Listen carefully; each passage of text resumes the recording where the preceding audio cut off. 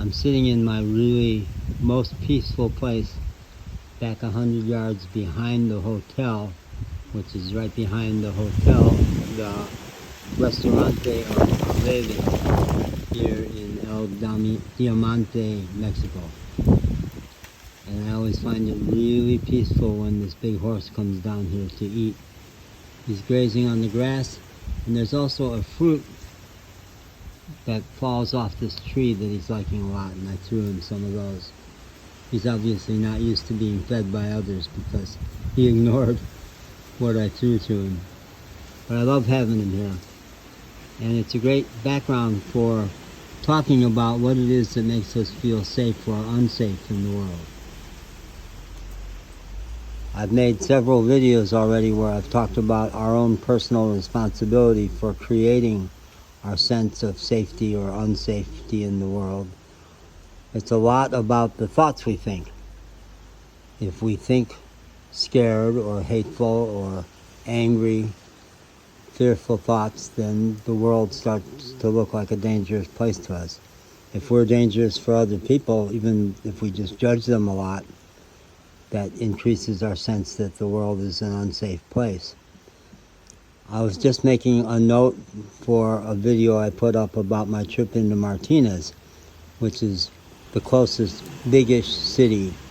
I just looked it up. It's 56,000 people. And it's kind of a bustling metropolis, 50 minutes away from where we are in this little pueblo of 400 people. Now the family I have been relating to here, Doña Aureli and her children, have it that Martinez is a dangerous place. And the one daughter-in-law, who I like an awful lot and is a really cool person, emphasized it several times. She even called me while I was there and said, be careful with your money, be careful with where you go, watch your surroundings. And I'm a Chicagoan, you know? I'm from a big city, and I have traveled a variety of places that people will consider unsafe in the last 3 years. And I experienced Martinez as a very exciting place, not dangerous at all, not many saloons. I didn't see any action at them. And I brought back pictures of the Riverwalk, which doesn't have good signage, and I don't think... Well, look, he's kicking his heels and running. That's wildness. That's beauty. He's an untapped she. I think that's the mom of the cult. Beautiful, wild energy. If we're afraid of our own wildness, if we control it and fear it, I was afraid of my anger for a lot of years. Thought it would be bottomless if it ever started to come out. But in my 20s, I got involved in reevaluation counseling, peer counseling, and learned that it had a bottom. That if I pounded on pillows with a tennis racket or with my hands, or just really tapped my rage, and it would come out, and I'd get really, really angry, it ended. It had a life cycle, and it would go away, and I would get peaceful. So I learned to not be afraid of my own anger. We're often afraid of the demons inside of us. Mostly that's it. But in my travels, so I was just putting a note on that YouTube video about how people had projected, I think it's projection, that it was a dangerous place. And I talked about, in the course of my travels over 3 years, how repeatedly that has happened. When I was in Louisville, Kentucky, which I call the most racially polarized city in the country, where black people genuinely are very angry about Breonna Taylor's murder in her bed by the Louisville Police Department, and the U.S. Justice Department has since released a summary report that said there is big-time systemic racism in the Louisville Police Department, which I predicted they would find from my experience there. But our favorite place to hang out was a convenience store that was like halfway out to the burbs. It was on the edge of the burbs. And Louisville has expanded its boundaries again and again to where the city of Louisville encompasses all of the county, really. But a young guy who was a hip, cool young guy who said to me that he identifies as a person of color because he's got Asian in him. He said, so it's not because of color, but do not go into downtown Louisville. Black people are so angry about Breonna Taylor's killing that they will rip you out of your car and beat you just because you're white, which was ridiculous. Turned out to be so far from the truth.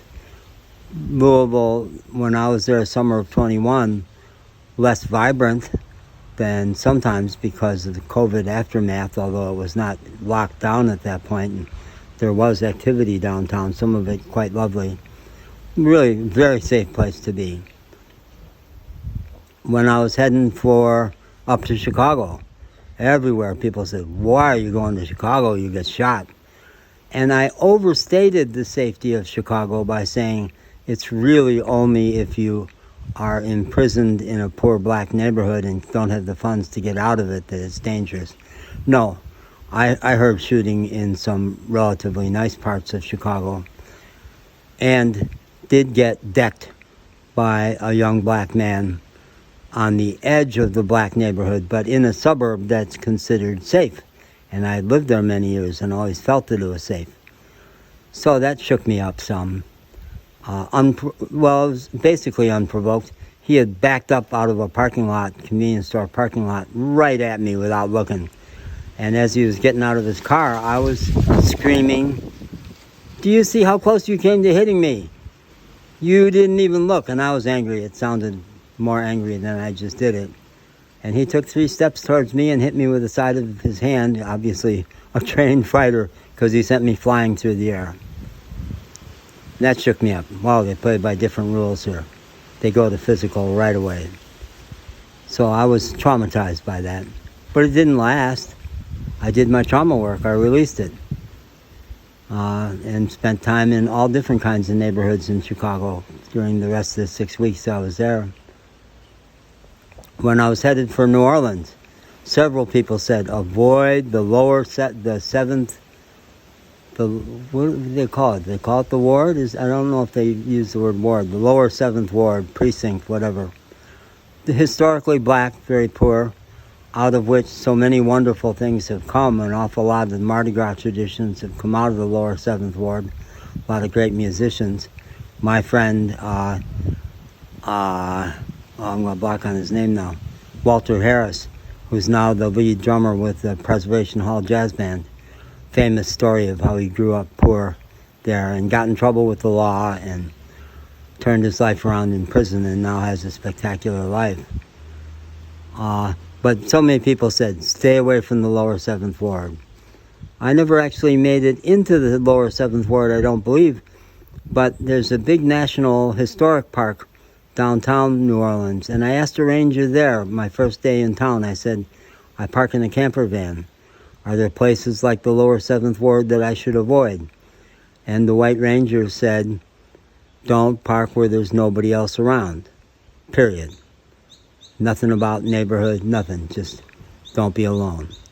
Which in that city probably is a good idea. There were a lot of smash and grabs, an awful lot of broken glass, but not the level of gun violence as in places like Louisville or Chicago.